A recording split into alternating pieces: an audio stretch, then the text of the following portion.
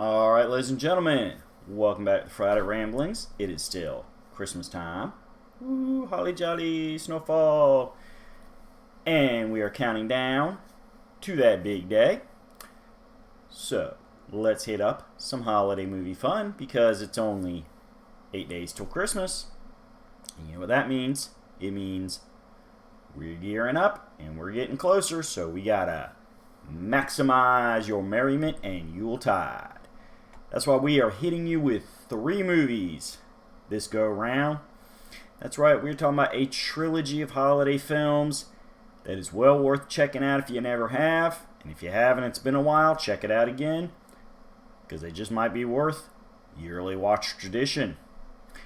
We are, of course, talking about Disney and Buena Vista Pictures, the Santa Claus trilogy.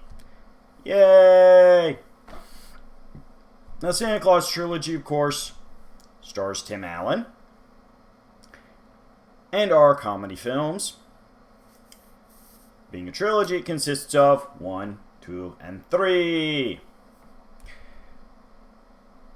And are wonderful films throughout. So let's give you a quick breakdown of all 3 movies so you can get back to trimming the tree. Originally in 1994, Disney brought us The Santa Claus, starring Tim Allen as Scott Calvin and featuring Eric Lloyd as his son Charlie. Scott is a divorced man who is an executive at a toy company that puts more emphasis on his job than his son and ex-wife, who is currently in a happy relationship with psychiatrist Neil Miller. Neil provides a lot of the Tim Allen being snarky target and is played by our old friend, Judge Reinhold. We love us some Judge Reinhold here at Roulette Productions, and he does a great job in this movie. So, how do we get from all that to Santa? Well, Scott has custody of Charlie for Christmas Eve, and after some disappointments with Christmas dinner and a lack of decorating of the house to give it a fully festive feel, the two head to bed only for Scott to be awakened by a noise from above. As in, up on the roof, there arose such a clatter. Scott Calvin headed outside to see what was the matter. Unfortunately, the gentleman on the roof, who had a beard as white as snow and a bowl full of jelly, was caught by surprise when Scott Calvin yelled at him from the ground, and he fell to the ground. Wherein, a moment later, he disappears in fairy dust, leaving his suit and sack behind. Charlie, convinced this is the real Santa, and Scott, being confused and refusing to believe, end up in a bit of an argument that culminates in Scott Calvin putting on the Santa suit and getting shanghaied magically into finishing Santa's route. Upon journeying to the North Pole, Scott Calvin is informed that, according to all the legal indicia presented in the official Santa Claus with an E, by putting on the suit, Scott Calvin has agreed to take on the role and responsibility of being Santa. Fortunately, since he is newly hired to the job and is not really sure what he is doing, let alone doesn't look the part yet, he is allowed to return to his normal life for the majority of the next year, only being co-opted into picking up his responsibilities shortly before Christmas Eve, as the elves, led by Bernard, played by the excellent David Krumholtz, who has appeared in a variety of wonderful movies and TV shows. We'll no doubt discuss David Krumholtz in the future in his own episode, because he has earned it. So, over the course of the next year, Scott tries to live in denial as he gains weight, despite trying his best not to, goes prematurely white, and finds that no matter how often he shaves, he is still starting to grow an impressive beard. Charlie continues to encourage him to believe that everything that they saw on Christmas Eve was not a dream, and that Scott Calvin is truly becoming Father Christmas. It all comes to a head on Christmas Eve. Scott embraces the role. Happy endings for all. Even manages to make peace with Neil, who must now take the reins of full-time father figure to Charlie, as Scott has a very full-time, far-distance job to do. And we get the great moral that defines the series, explained by Bernard himself. Seeing is not believing. Believing is seeing. Perfect summary of all things Christmas magic. Because if you don't think it's going to exist, you will refuse to acknowledge anything. So why would you be allowed to see if you're just going to dismiss it? This sets us up for the sequels. However, in perfect fashion, it was, as a Christmas movie, it was originally intended as a one-off, and so it took 8 years for a sequel to come about. That's right, we went from 1994 to 2002 for the Santa Claus 2. In a perfect bit of good scripting, the long passage of time between the two movies is acknowledged. Scott is now 8 years into his job as Santa, and seems to have the job perfected. Until Bernard informs him that it is now time for the rest of the contract to kick into gear. Specifically, hey, we all know the old stories.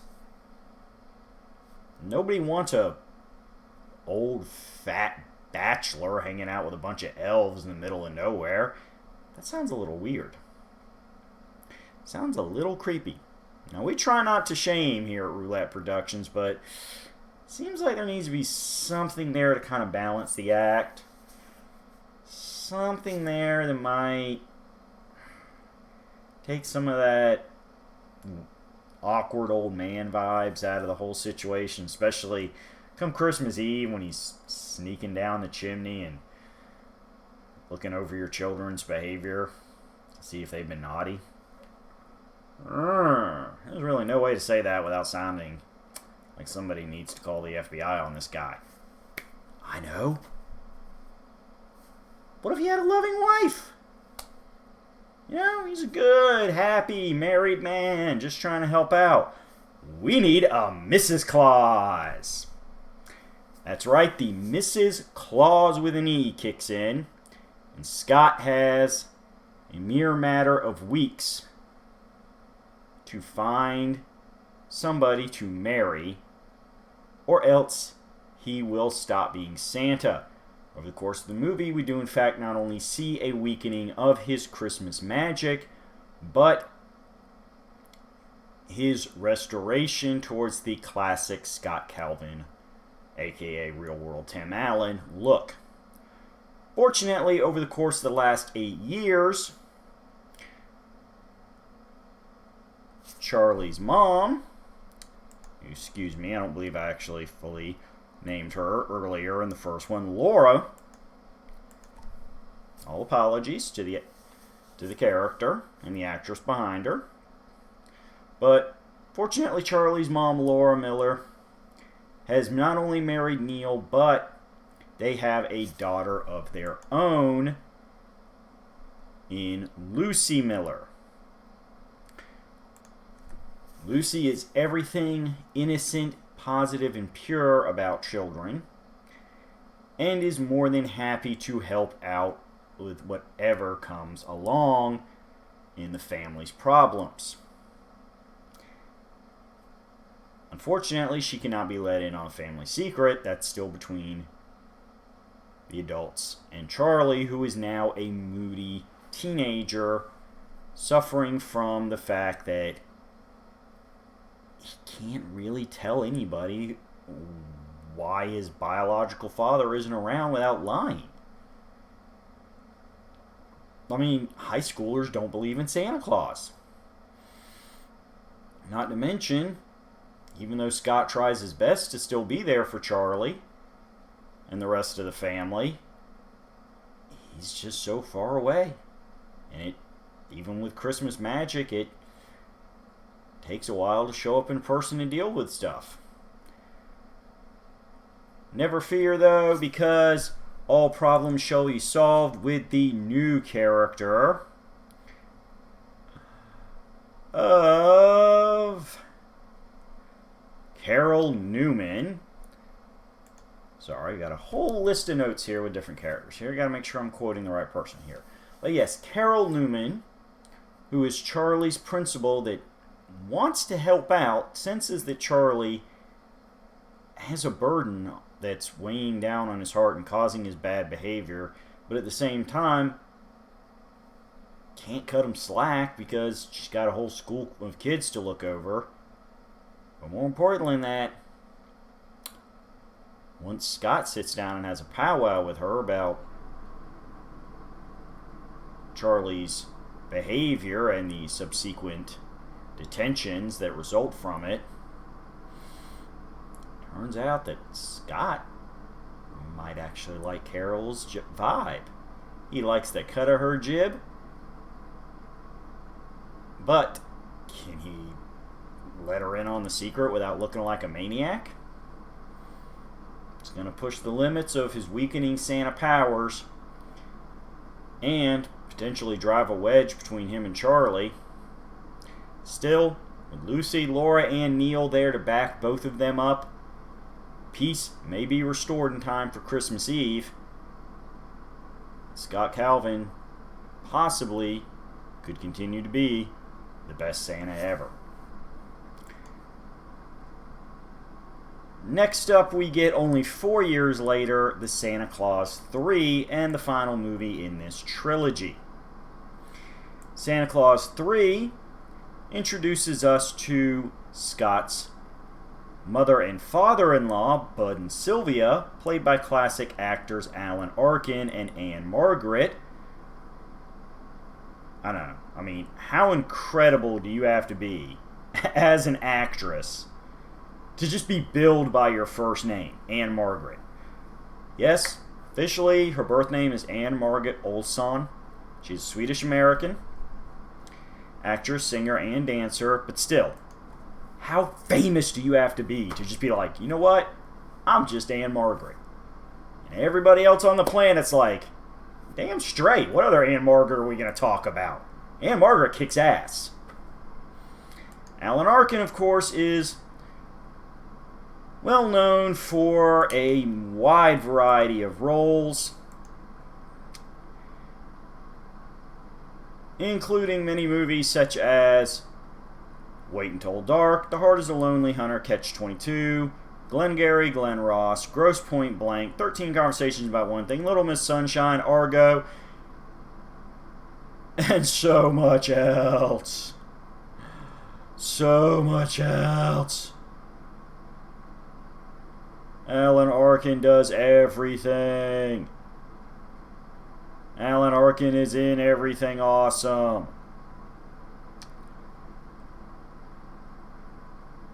Let's see. You may have also seen Alan Arkin in such great things as 100 Center Street, Will and Grace, St. Elsewhere, The Muppet Show, Carol Burnett and Company. Everything. But more importantly than that, they are joined by new antagonist Jack Frost, played by the always funny, scene-stealing Martin Short. Yep. Along with returning from Santa Claus 2, the other legendary characters of Mother Nature, Easter Bunny, Cupid, Tooth Fairy, and the Sandman, Jack Frost shows up to broaden the universe filled with magic and cheer. Except Jack's not very cheerful. Seems over the years he's grown resentful of the fact that when it comes to the winter, everybody talks about Santa, but nobody talks about Jack.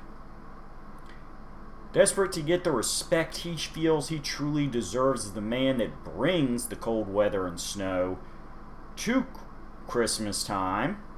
I mean, come on, we all sing about White Christmas, but you can't have a White Christmas without the snowman himself. Jack manipulates a stressed out and anxiety-ridden Scott Calvin, who struggles to explain to his wife's parents, aka the mother and father-in-law we previously mentioned, however you prefer to phrase that, exactly what he does that has made him and his wife Carol, the now official Mrs. Claus, such a wonderful couple, and more importantly, perfectly capable of having children of their own and giving them the life they deserve, including, most importantly, in the eyes of Papa-in-law, things like financial stability and a good home, without telling them that Scott is Santa. There's only so many people you can let in on the secret, especially when it comes to grown-ups. All of this results in Scott desperately claiming that he wishes he had never become Santa. Unfortunately, he does this at the same time that Jack whips out a magical artifact, and sure enough, the two travel back in time, where Jack Frost takes the suit up instead of Scott Calvin, and we get a world in which the maniacal and narcissistic man of winter himself controls Christmas. Without his marriage to Carol existing either, since he wooed her as Santa, as well as a completely non-existent relationship with his son Charlie, since Scott never quit being a self-absorbed workaholic executive. This new world is not what he meant it to be.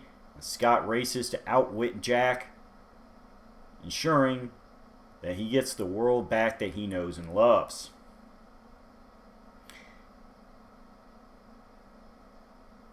So, how great are these movies? Well, honestly, on an entertainment front, when it comes to stuff that's going to center around Christmas and provide you with laughs that are family-friendly for all ages, while neither one of the sequels... Blah, blah, blah, blah, blah. Let's try that sentence again. While none of the sequels achieve quite the perfect comedic timing as the original movie, they do build well on the basic premise, and Tim Allen is in his element, having perfected his family-friendly humor and physical reactions with his previous TV work on Home Improvement. This is a man that can bring the laughs every time he is on screen, especially with such a strong supporting cast to play off of. So, I would recommend seeing all three movies if you have never checked them out. As far as their success, well, let's just throw some numbers out real quick. First Santa Claus movie had a budget of $22 million and grossed $189.8 million worldwide. Second movie had a budget of $65 million and ended up grossing worldwide $172.8 million. Santa Claus 3 has a budget of $12 million and factored in a worldwide gross of $107.5 million.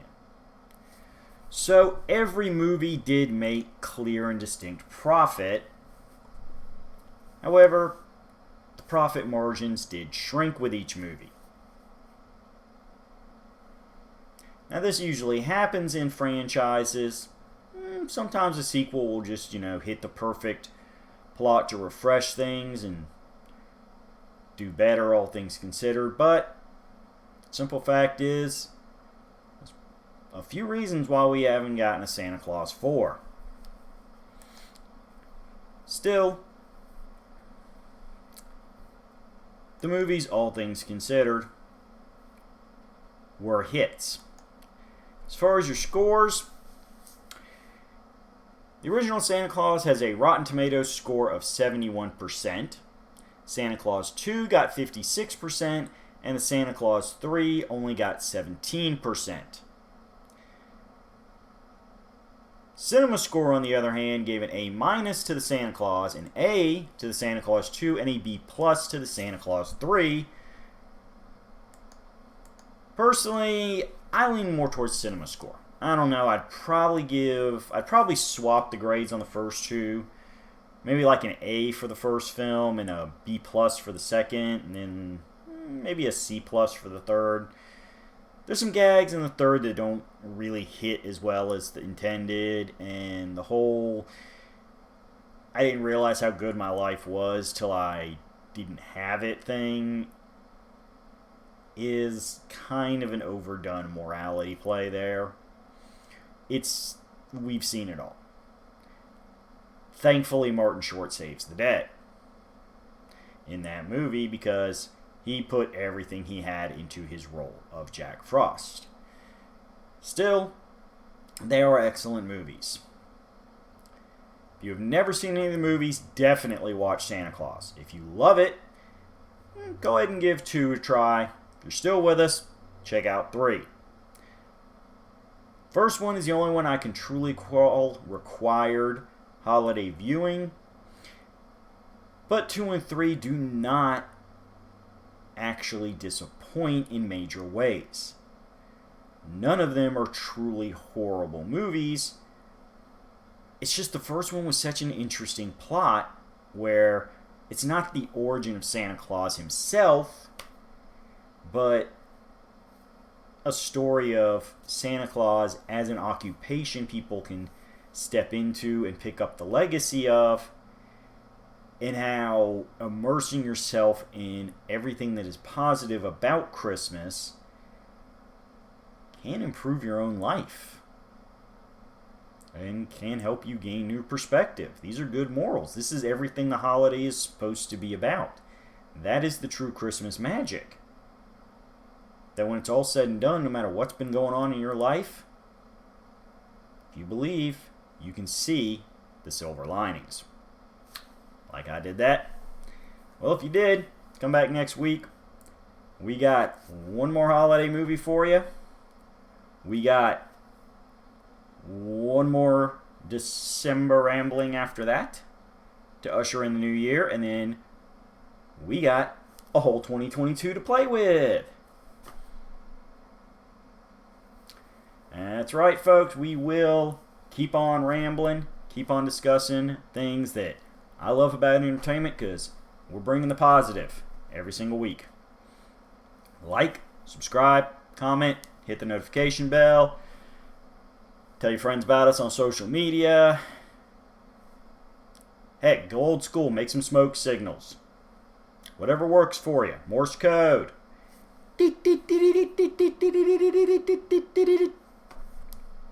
However you choose to communicate.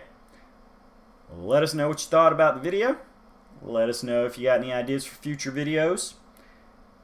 And remember, you don't have to like everything, but it's your entertainment.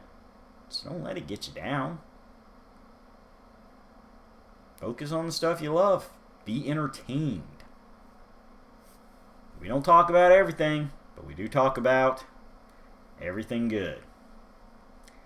See you in 7.